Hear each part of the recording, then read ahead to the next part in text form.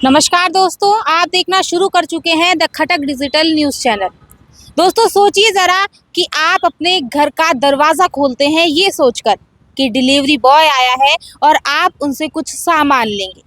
लेकिन क्या हो जब आप उनसे सामान लेने की बजाय आपको अपना सामान उन्हें देना पड़े।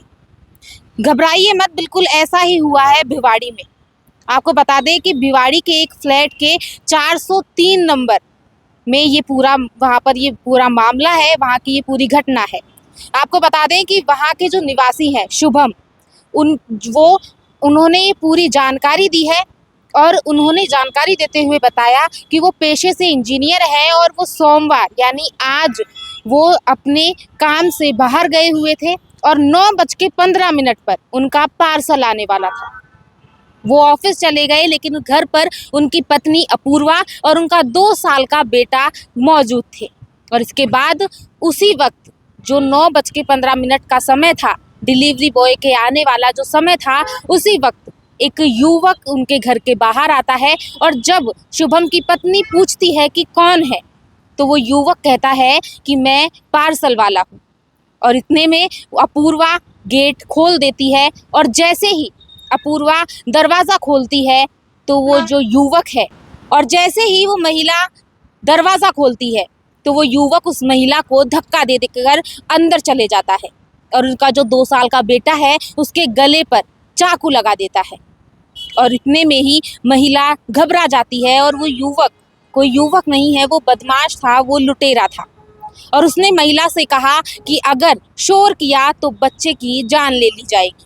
इसके बाद वो महिला के भी हाथ बांध देता है और पूरे घर में ही वो महिला के साथ जाता है और अलग अलग कमरे में जाकर तलाशी लेता है। और इस दौरान वो महिला का मोबाइल और उससे 70,000 रुपये और कुछ गहने जो सोने के कंगन होते हैं वो चुरा लेता है।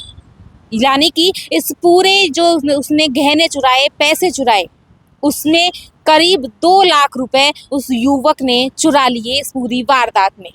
और इसके बाद महिला के हाथ बांधकर वो घर से भागने की कोशिश करता है, लेकिन इतने में ही 9:30 बजे जो पार्सल वाला होता है वो आ जाता है और इसके बाद वो लुटेरा महिला से मोबाइल का लॉक भी खुलवा लेता है और उस युवक को जो पार्सल वाला होता है उसे 145 रुपये देकर वो पार्सल ले लेता है।